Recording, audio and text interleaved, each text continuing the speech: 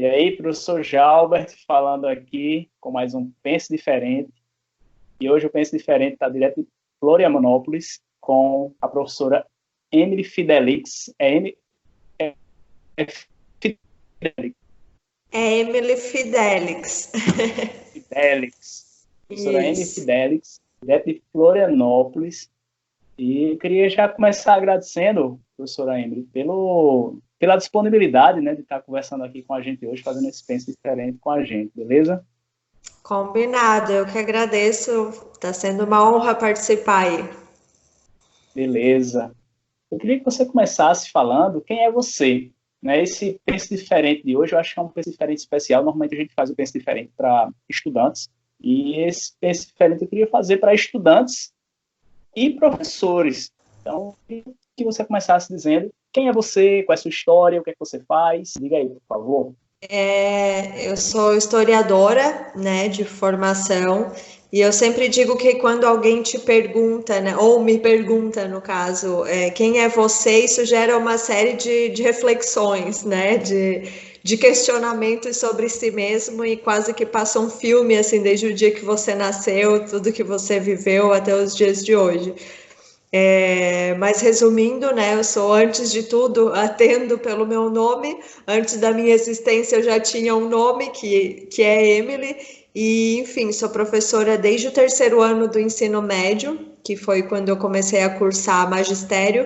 Então, fazia o terceiro ano do ensino médio, fazia estágio numa escolinha de educação infantil, e à noite fazia o curso de magistério. E aí, foram os meus primeiros anos de experiência, né, trabalhando com criança. E depois ingressei na faculdade. O meu grande sonho era fazer jornalismo, era a minha primeira opção para o vestibular. E é engraçado, né? Porque na época, enfim, era adolescente, na época do vestibular eu perdi a minha carteira de identidade, eu não pude fazer o vestibular para jornalismo. Olha só como o futuro molda as suas coisas ali, né? A forma como os nossos caminhos. E aí eu acabei ingressando depois em uma outra oportunidade, que era a última de entrar na faculdade naquele semestre, para História, por histórico escolar. E aí entrei para História. Tive um professor que era totalmente alternativo, fora dos padrões, assim, de entrar na sala gritando. Era professor de história medieval, né? Então ele fazia quase que um teatro, ele subia nas nossas mesas, saía correndo, pulava, gritava, fazia uma missa em latim de costas pra gente. E eu acho que naquele momento, tudo com o que eu trabalho hoje ganhou uma base concreta, assim, né? Foi um dos primeiros pilares, assim, foi a conquista do professor, né? Que o professor consegue conquistar o aluno através da habilidade que ele tem. Esse professor era desinibido, dominava muito o conteúdo, ele aproveitava formas escandalosas com que ele tinha facilidade de atuar na vida, ele aproveitava como habilidade para conquistar os alunos em sala de aula. E foi uma grande lição para mim. E aí, enfim, depois fiz especialização. Aí eu sou de uma cidade de 20 mil habitantes, né, no sul de Santa Catarina. Então, se eu estou distante de você agora, imagine de onde eu vim, né, que é mais embaixo ainda, mais para o sul. Sempre que eu vou para o Nordeste, eu digo, né, hoje eu vou subir na vida, hoje eu vou para o Nordeste, né, vou subir. E aí, só que eu sou mais de baixo ainda, no caso. Então, uma cidade muito pequena, de 20 mil habitantes. Trabalhei lá há muitos anos, desde o ensino fundamental, médio, educação infantil, e muito mais em escolas públicas do que privadas. E aí, ingressei depois no mestrado, vim morar na capital, né? Eu sempre falo disso rindo mesmo, porque a caipirinha saiu do interior e veio morar na capital, e é muito esse movimento, assim, né? Eu vivi muito isso de, nossa, cidade grande e tal. E hoje estou no doutorado, enfim, trabalho com formação de professores e com a página, né, do Se Liga Prof. Legal. Eu queria que você contasse como é que surgiu, né, o Se Liga Prof, né? Porque eu vejo que você acompanha, né, você nas redes sociais, e vejo que você mobiliza a turma, né, consegue ajudar muitas pessoas, principalmente nesse momento que a gente está vivendo agora.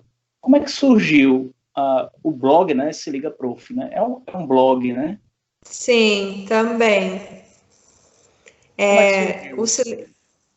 Se Liga, toda boa história, não sei se vocês também têm isso, eu acho que sim, ou já pararam para perceber isso, que toda boa história tem um Joãozinho, né? Ou toda boa piada tem um Joãozinho na história. Na minha história com o Se Liga Prof também tem um Joãozinho, que era um aluno meu de 6º ano.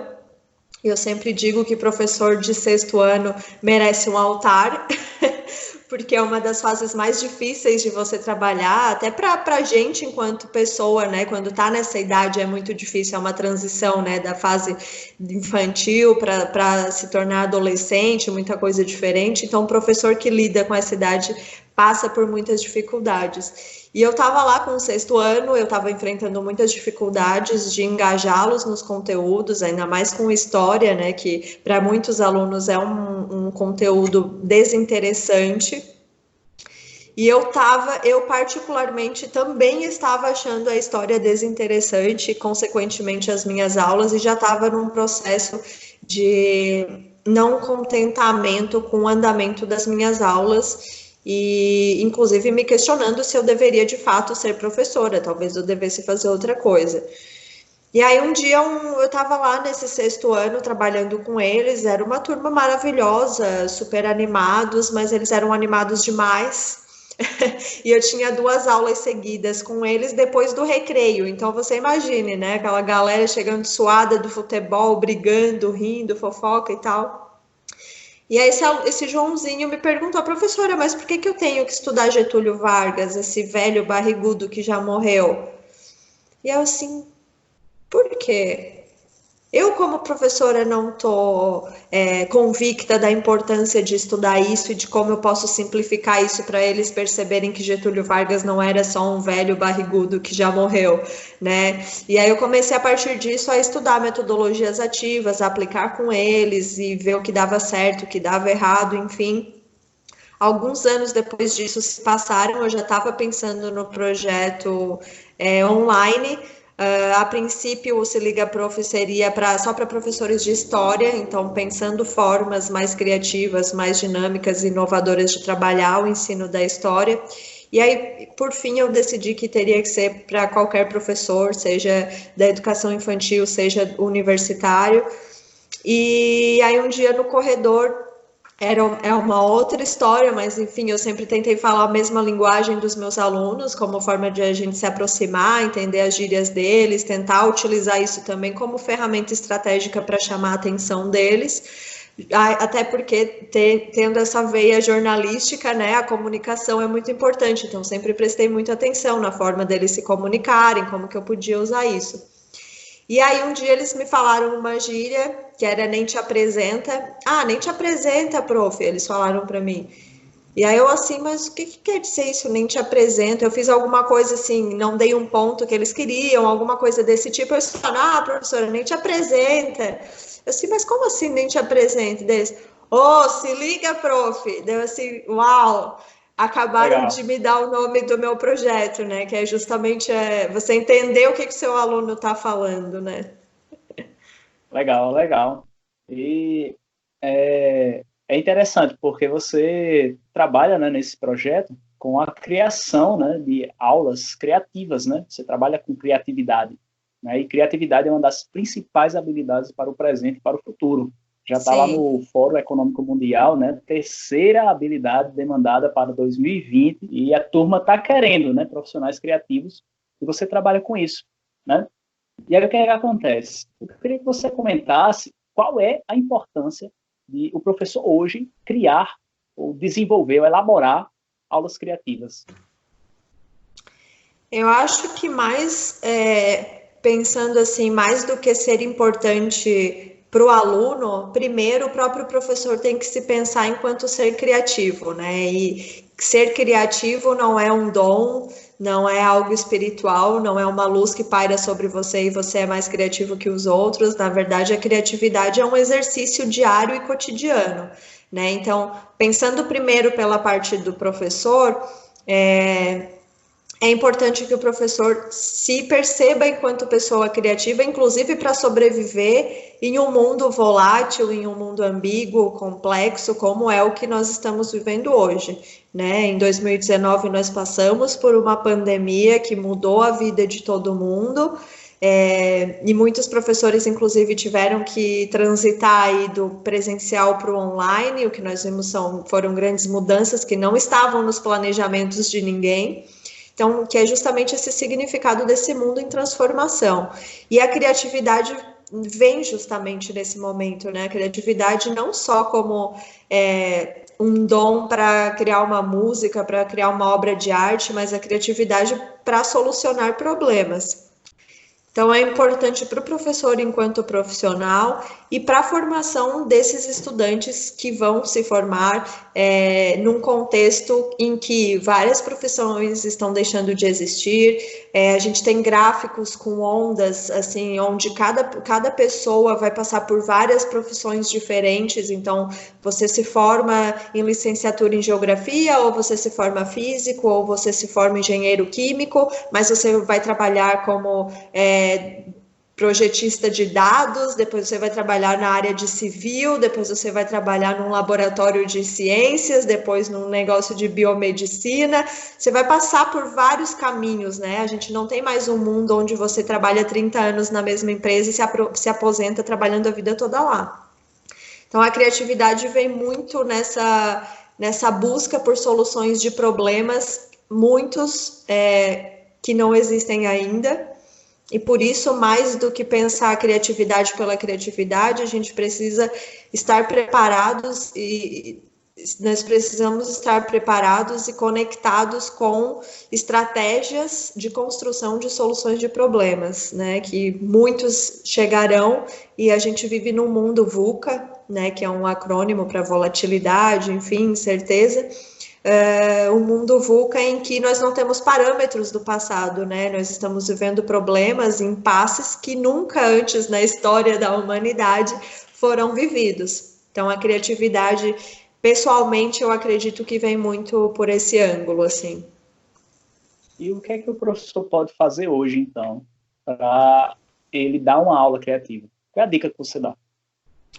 Eu acho que o mais importante, além de você pensar formas a linguagem que você utiliza, que já é uma super ferramenta, né, para você se aproximar deles, perceber conceitos muitas vezes complexos e tentar simplificar aquilo utilizando metáforas, utilizando comparação com filmes, com séries. Eu acho que o professor, eu sempre falo do caldeirão de ideias, né? Quando ele incorpora o papel de bruxo ou bruxa da educação, que tem um caldeirão de ideias cheio de repertório ali, eu falo de tecnologia, eu trabalho com engenharia, eu trabalho com softwares, enfim, vou assistir a série Black Mirror, eu sou professor de administração, eu sou professor de matemática, ou de empreendedorismo, ou de finanças, vou assistir Billions, vou assistir Suits, são várias séries do Netflix.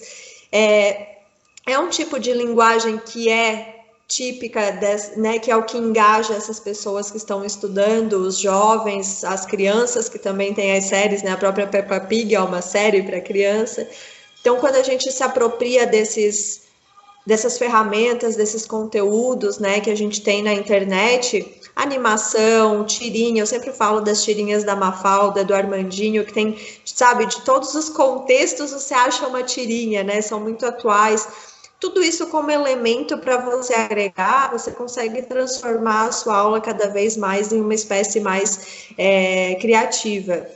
E mais do que responder questionários, é bacana que a gente passe a solicitar atividades onde eles tenham que criar algo.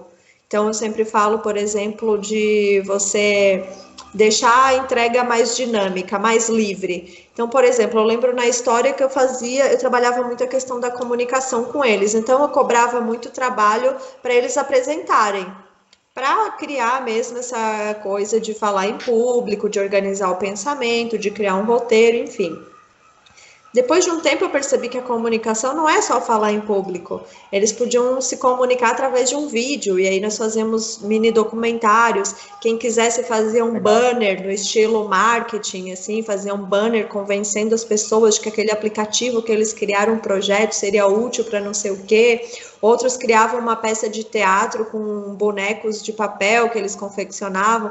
Então eu dava algumas direções. Vocês podem criar um mini documentário, uma reportagem ou um banner e apresentar para a gente depois. Então, eu acho que isso é muito bacana para estimular a criatividade deles, tendo em vista que cada pessoa domina uma parte melhor, né? A gente tem a pessoa que é mais criativa para criar algo colorido, um cartaz, outra pessoa no digital, outra pessoa desenha super bem com lápis, o outro fala super bem. Então, aproveitar essas habilidades deles em prol de uma educação mais criativa.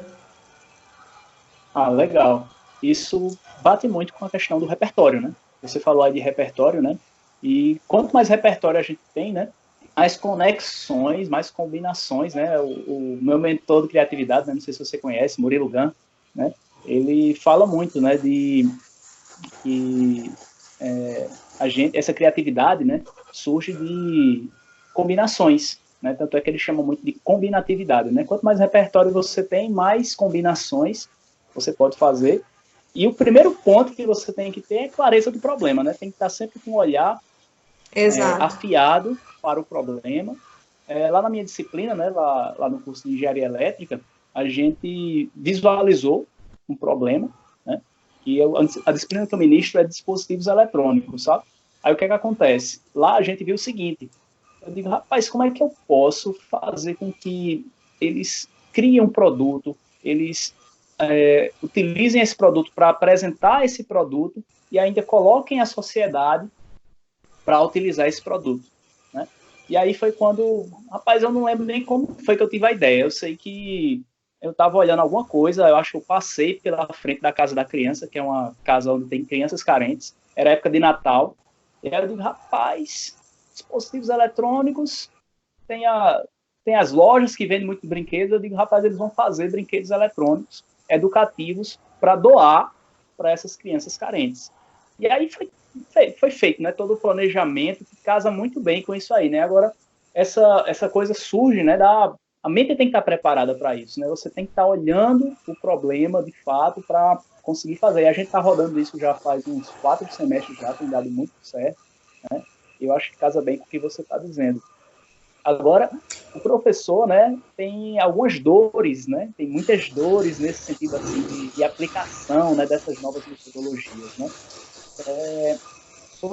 Você limita o número de alunos para aplicar essas metodologias? Existe um número ótimo de alunos? Vai depender muito do quanto o professor já domina essa metodologia, por exemplo, né? Então, se eu vou trabalhar com projetos, se eu trabalho com aprendizagem baseada em problemas, por exemplo, eu consigo trabalhar isso com uma quantidade maior de alunos do que na aprendizagem baseada em projetos, por exemplo, onde eu vou ter uma demanda maior deles ali me chamando e tal. Então, na sala de aula invertida, por exemplo, você já consegue ter mais alunos, porque você vai fazer metade híbrido, né? Metade da sua aula, ali, do processo da aula, vai estar disponibilizado online, os materiais extras, enfim. Então, você consegue aproveitar isso. Eu digo que o mais importante ali, e tem professor nas universidades que trabalham com metodologias ativas, com a turma dividida em 2 salas, né? Porque a turma é tão grande que não cabe em uma sala só, o professor se divide em 2 salas. Então, assim, dá. Talvez não seja com a melhor qualidade possível, mas acho bacana o quanto muitos professores, né, se esforçam para tentar buscar uma abordagem diferente. Agora, é fato que o tamanho da sala de aula e o conforto que os alunos vão ter ali para a gente conseguir fazer uma configuração mais dinâmica é muito importante, às vezes mais importante do que a própria metodologia que vai ser trabalhada, né? O espaço físico também é muito importante. E é importante estar mantendo sempre eles trabalhando, né? Trabalhando, né? Exato. Para manter o engajamento, a motivação, a satisfação, não é isso? Exato, senão não se chamaria metodologias ativas, né? A gente precisa justamente, não que eles precisam estar em movimento o tempo todo, mas eles precisam estar pensando juntos, conversando, debatendo, e o professor sempre ali andando pela sala, conversando, tirando dúvida, agrupando as pessoas com intencionalidade. Então, é um processo um pouco mais dinâmico do que a simples aula expositiva, que não precisa ser negada, não precisa ser excluída, nós precisamos da aula expositiva em muitos momentos, porque a gente também precisa explicar conceito, precisa contar uma história, compartilhar um novo conhecimento, mas nós precisamos complementar isso também com esses momentos onde eles vão construir algo, pensar juntos, discutir, fazer debates, enfim. Nessa questão, né, de que a gente está vivendo hoje, né, com toda essa quarentena, né, essa pandemia, e a gente está tendo que substituir, como, assim, está tendo que utilizar a alternativa, né, muitos estão utilizando como alternativa, né, a experiência de aprendizagem online. Né, a experiência de aprendizagem presencial foi suspendida temporariamente, mas a gente está buscando, muitas pessoas estão buscando utilizar a experiência de aprendizagem online. Né. Aquele professor que tem uma maior dificuldade, o que é que ele pode fazer hoje para começar a utilizar? Quais são as ferramentas que ele pode utilizar? E o professor que já usa, qual é a dica que você dá também para que ele se aprimore nisso aí, ele aprimore a experiência de aprendizagem online, entregar para o estudante dele? Eu acho que o importante é que o professor que não tem as ferramentas que ele julga ideal, não se limite por pensar que não tem tudo o que precisa, né? A gente tem softbox, câmera semiprofissional, lente, mas muitas vezes tudo que a gente precisa é de um celular, um smartphone, uma janela, sentar de frente para essa janela, colocar um fone de ouvido que tenha um microfone, e a gente já tem aí metade do caminho andado. Depois que nós temos essas ferramentas, esses equipamentos, é importante pensar no roteiro, no tempo que essa videoaula vai ter, que não vai ser um tempo tão longo quanto é na presencial, já que o vídeo ele é muito menos dinâmico nesse sentido, né? A gente não consegue ter essa comunicação ali direta com eles, se for vídeo gravado. Exato, então é importante que a gente tenha um roteiro muito bem desenhado. E aí entra a questão tanto para o professor mais experiente nesse sentido, que já está mais acostumado a gravar videoaulas, enfim, quanto para o professor que nunca fez isso, que uma das técnicas, né, para você começar chamando a atenção deles, que é começar a videoaula com uma breve apresentação ali, uma saudação, e aí você começa com uma pergunta mais ampla sobre o que você vai falar. Então, eu sempre falo nos meus exemplos como se eu estivesse trabalhando as grandes navegações. Você já imaginou se você estivesse em casa e chegassem umas pessoas com umas roupas estranhas, falando que você tinha que ter uma religião, que você tinha que ceder espaço da sua casa para eles? Foi mais ou menos assim no Brasil, que quando não era ainda Brasil, que aconteceu essa comunicação com os europeus, quando eles chegaram aqui, eram povos muito estranhos uns para os outros e tudo mais. Legal. E é sobre isso que a gente vai falar hoje. Beleza, fiz a pergunta ampla, entro no conteúdo. As grandes navegações, não sei o quê. Falo lá 3, 4, no máximo 5 tópicos para o vídeo, para a videoaula não ficar muito grande. Termino com uma pergunta mais específica. Vocês imaginam como foi o período ali em que eles estavam tentando evangelizar os índios, em que eles estavam tentando fazer com que os índios trabalhassem para eles ou trocar as coisas com eles? Como você imagina que foi tudo isso? Você trocaria pau-brasil, que na época custava muito, por um espelho? Então, essas coisas aconteciam, eles não tinham muita noção de valor, e é sobre isso que a gente vai ver na próxima aula. Então, você já deixou um gancho ali de uma pergunta mais específica para engajá-los para a próxima aula. Então, eles já estão preparados, né, com essa sequência mental que a gente precisa ter, porque isso a gente consegue fazer muito bem no presencial, mas no online a gente precisa que as coisas estejam conectadas, né, porque é muito fácil ali você perder o gancho. E a outra questão, acho que é bacana também complementar as videoaulas com outras videoaulas que tem já de professores no YouTube, por exemplo. Você vai lá, assiste, acha que aquele conteúdo que o professor abordou tá ok, a aula tá bacana, você compartilha na plataforma, que pode ser o Google Classroom, Edmodo, o Moodle, enfim. Materiais como reportagens, as próprias tirinhas que eu tinha falado, tudo que você conseguir tornar esse assunto mais interessante, mais plausível, mais conectado com a vida deles, melhor, né? Seja no online, seja no presencial, mas no online, como a gente já está publicando a aula ali, já está com o computador na mão, você acessa muito fácil, né? Vários, enfim, memes, né? O pessoal da engenharia tem muitos, né? Meme do Einstein, meme de tudo, assim, né? De leis da física, a gente vê, o pessoal da química. Então, tem muito acesso a isso. E é uma forma bacana de chamar para reflexão sobre o conteúdo, né? Quando que você pensaria assim, o professor de matemática compartilhou um meme e todo aquele conteúdo que ele explicou está resumido num meme, está desenhado lá, né? Então, assim, tem uns do Einstein que está resumido, todo o conteúdo que o professor passa um trabalhão para explicar, está lá no meme, assim, no negócio cômico, né? Então, é muito bacana de trazer isso para a educação mais significativa, né? Qual é a principal diferença, então, entre você preparar uma experiência de aprendizagem presencial e uma experiência de aprendizagem online?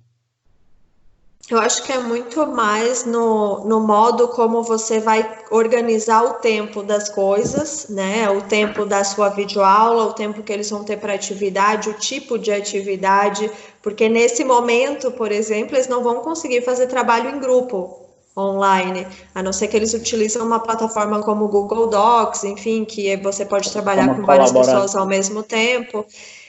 Mas assim, é difícil de fazer isso funcionar quando eles não estão acostumados com esse tipo de atividade, né? A gente tem que ser realista de dizer assim, vai funcionar tudo lindamente. Não, quem é professor de sala de aula real sabe que é difícil a gente já fazer trabalho colaborativo, às vezes, com eles ali um do lado do outro. Imagina online, cada um na sua casa, em tempos diferentes ali, usando a ferramenta, né? Então, acho que são alguns detalhes que a gente tem que mudar, né? E o próprio planejamento.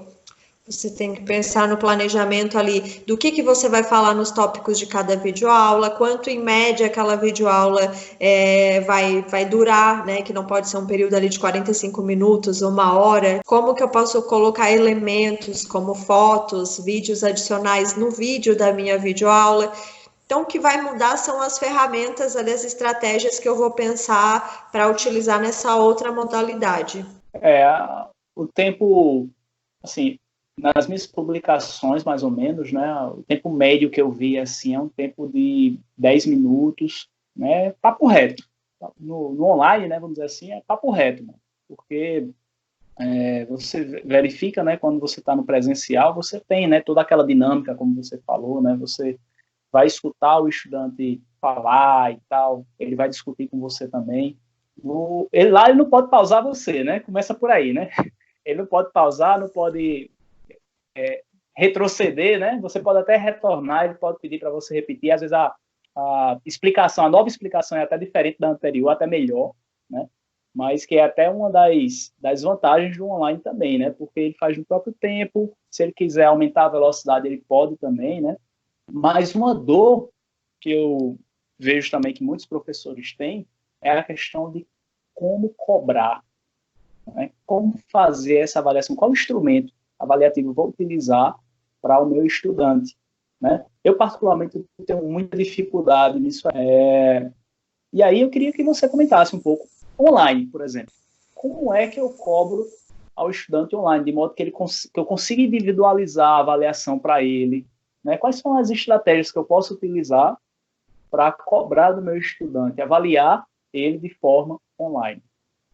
É claro que isso vai depender muito de cada área de ensino, né? Porque em uma área você pode solicitar um vídeo, um desenho, algo mais criativo, mais dinâmico, em outro você precisa que ele demonstre conhecimento nas fórmulas, na repetição que ele leu, enfim.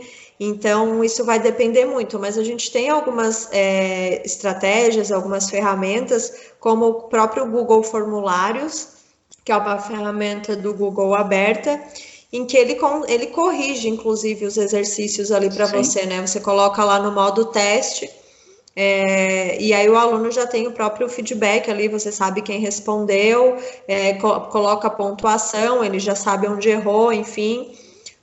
O próprio SurveyMonkey também é um site que é bem ao estilo do Google Formulários, mas que também é bem bacana de colocar esse tipo de atividade.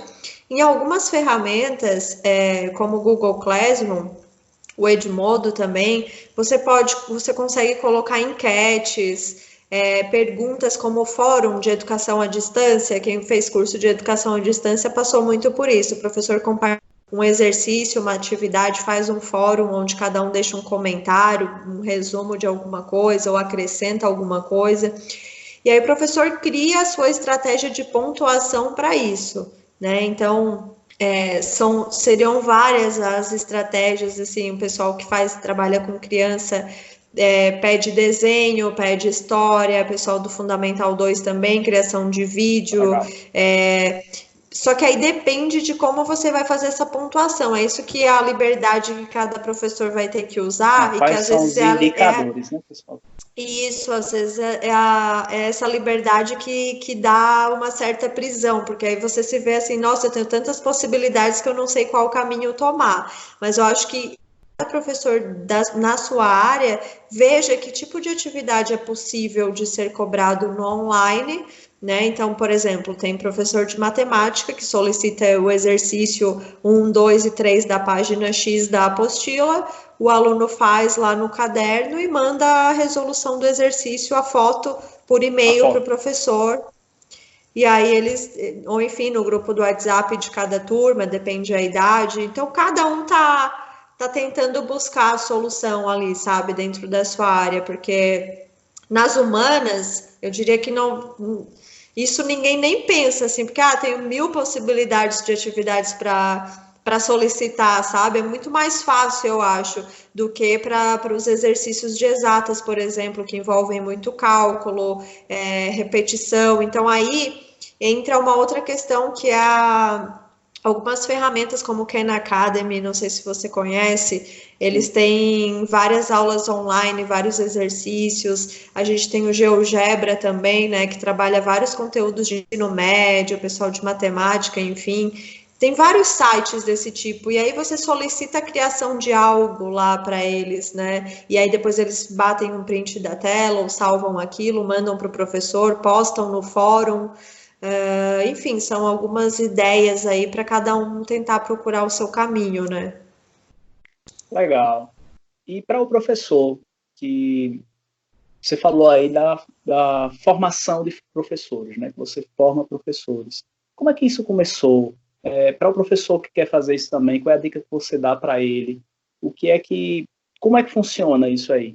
Acho que para você trabalhar com formação de professor, você tem que se ver, antes de tudo, como um eterno estudante, né? Então, quando a gente fala de professor, parece que o professor é só aquele que ensina, mas, sobretudo, o professor é aquele que tem que aprender o tempo todo, né? Que nunca vai deixar de aprender. Então, a pessoa que forma professores tem que ser alguém que está sempre estudando, está sempre buscando mais, justamente por nós estarmos vivendo um período de transição, né? São muitas coisas novas acontecendo, muitas novidades, tendências. Então, saber separar o que é necessário, o que é útil, o que vai ajudar as pessoas é bastante importante.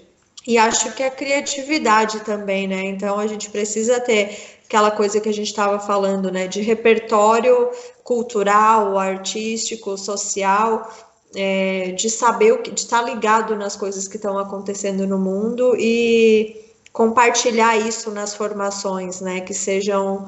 eu tenho uma filosofia que é de falar cada vez menos nas formações e fazer com que os professores falem e atuem cada vez mais entre si. Então, eu crio vários desafios, depois a gente reflete sobre aquilo, mas são todos elencados a temáticas bastante atuais, justamente para cada um pensar em como pode usar aquelas estratégias e levar para a sua sala de aula, para a sua realidade, né? Então, acho que o professor que vai formar outros professores tem que estar sempre estudando, sempre lendo, sempre atento ao que está acontecendo. Precisa de alguma certificação? Não, na verdade, o ideal é que você seja professor, né, e tenha um certo grau de instrução, né? Geralmente a gente vê muitos professores, formadores de professores que têm pelo menos mestrado, mas não é uma regra, né? Se você souber ajudar um professor a fazer uma coisa que ele não sabe, você já está sendo um formador de professor, mesmo que indiretamente, né? Então, todo mundo que consiga ajudar ali numa certa esfera alguém já está ajudando nessa formação continuada, né? E você é líder, né, de grupo de educadores Google, né? Como é que funciona essa parada aí, velho? É um trabalho voluntário, na verdade, onde a gente reúne vários professores, a maioria da educação básica, pública, e aí é basicamente você trabalhar ferramentas tecnológicas com eles, tendências, metodologias, são mais grupos onde as pessoas compartilham, sabe? O professor que está curioso para conhecer, para transformar, para aprender o básico ali, para crescer junto com outras pessoas, né, da cidade, de outras escolas, outras instituições, compartilha coisas o tempo todo e aprendizagens nessas formações. E aí, como você se atualiza? Porque, assim, a gente, como professor, né, a gente também é muito estudante, como você falou, né? A gente está aprendiz o tempo todo, né? Lifelong learning. E aí, como é que você se atualiza, né? Como é que você se mantém atualizado? Como é que você se mantém no jogo? Eu me mantenho no jogo assistindo pelo menos umas 2 horas de jornal na TV, assim, e ultimamente tenho assistido várias horas.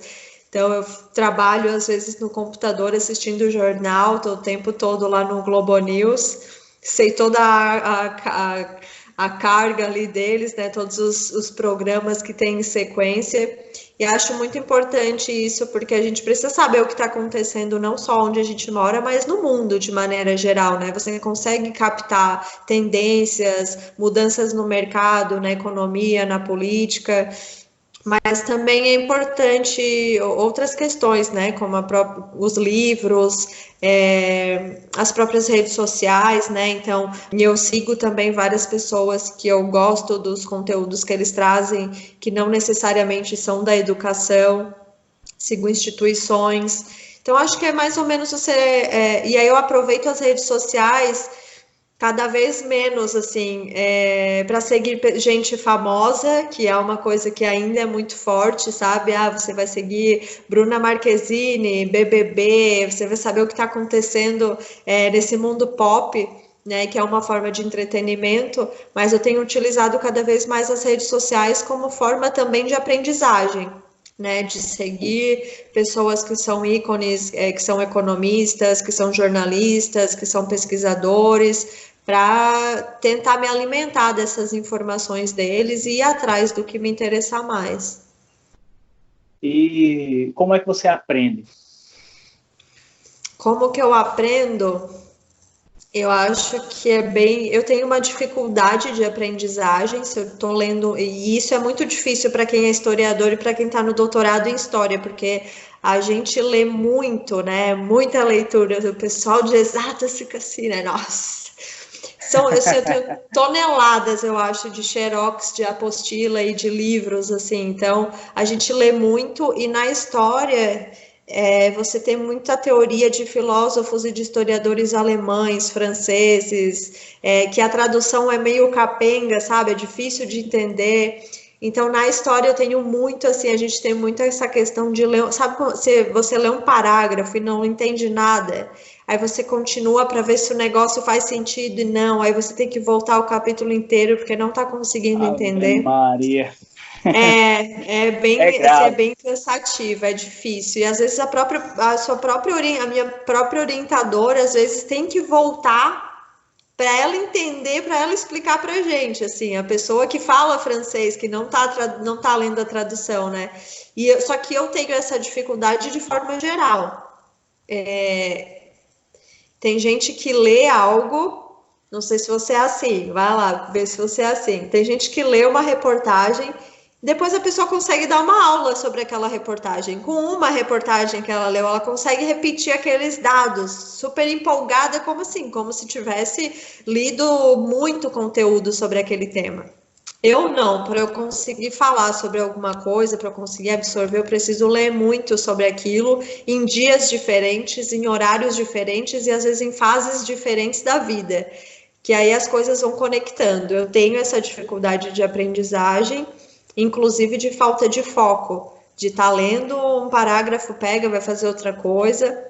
Então, é uma dificuldade a mais, mas não é nenhum impeditivo. Então, eu aprendo assim, lendo num livro, ouvindo num podcast, assistindo num vídeo, e essas várias modalidades, né, de aprendizagem vão se complementando na minha cabeça, assim, sabe? Aí tudo vai fazendo sentido, assim.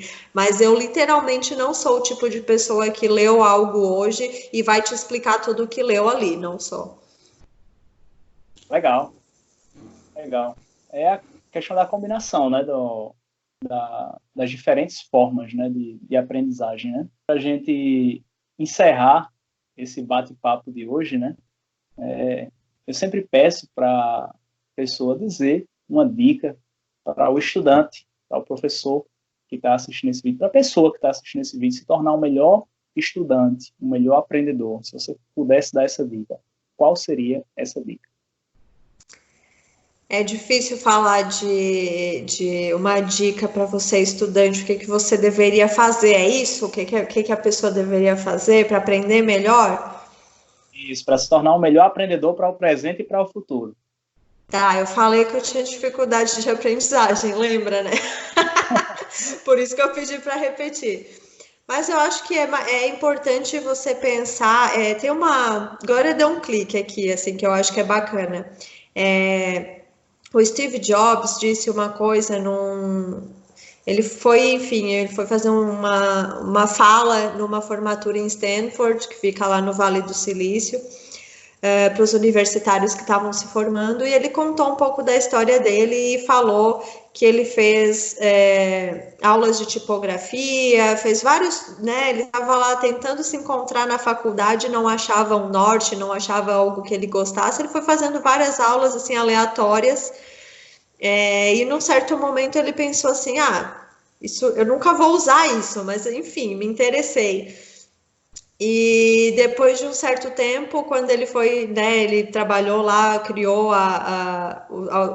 os instrumentos ali da Apple, enfim, eles estavam construindo a marca. Um dos grandes diferenciais da Apple era a tipografia, eram as letras que eles disponibilizavam ali, né? E aí o conselho que ele deu para os alunos era justamente isso: faça links. Agora você está estudando alguma coisa que nunca vai fazer sentido para você, você nunca vai usar, né? Mas em um certo momento isso pode ser muito importante. E eu, como pessoa de humanas, eu só fui boa em matemática na minha vida no 8º ano com o tema Fórmula de Bhaskara. Porque a professora contou que surgiu essa fórmula na Índia, que não foi o Bhaskara que criou, foram uma série de matemáticos antes dele, inclusive ele que trabalhou, por que foi criada. Aquilo fez sentido para mim, sabe? Aquela fórmula de Bhaskara, por que aquilo existia, que problema aquilo resolvia. Eu assim, uau, matemática faz até que faz sentido. Talvez eu não vou usar isso, mas é importante. E aí um dia eu estava conversando sobre isso com um professor de matemática e ele me disse que eu posso não usar na minha vida exatamente aquelas fórmulas matemáticas que eu aprendi, mas o raciocínio lógico a gente usa no trânsito, quando eu vejo assim, quando você não sabe se é a sua mão ou se não é, você faz a lógica, todos os carros estão virados para lá. Então, você usou ali a combinação, né? Você usou, querendo ou não, ela rua ou não. Então, na vida, o tempo todo, você utiliza esse raciocínio lógico que a matemática vai te ensinar de uma forma ou de outra, né? Então, O conselho que eu deixo é esse, né? Faça links. Parece que não faz sentido agora o que você nunca vai usar, mas a inteligência e o estudante e o profissional do futuro é formado por uma série de habilidades que ele vai construir a vida toda e que pode ser que agora você não use, mas no futuro, quem sabe, né? Verdade. Legal demais. Emily, muitíssimo obrigado pelo seu tempo, Muito. pela sua disponibilidade de estar compartilhando conteúdo de altíssima qualidade aqui com a gente, né? Eu fico muito feliz, né, de ter você aqui com a gente no nosso Pensa Diferente. Então, muitíssimo obrigado, né? E eu queria dizer para você aí que está assistindo esse vídeo, e se você gostou desse vídeo, peço que você curta, que você comente, que você compartilhe esse conteúdo com quem você gosta, com quem você acredita que pode se beneficiar com ele. Se inscreve no canal, ativa as notificações para estar recebendo vídeo novo toda vez que a gente posta aqui no canal. A pessoa que está assistindo esse vídeo, professora, se quiser encontrar você, onde é que ela encontra você? É só ir lá no Instagram e procurar por Se Liga Prof. Prof com F mudo. Massa. Beleza, então. Então, gente, Fechou? fechou. Olha, se liga aí que nos próximos vídeos a gente vai ter mais entrevistas. Então, desejo bons estudos para você. Fique bem e a gente se vê no nosso próximo Pense Diferente. Valeu!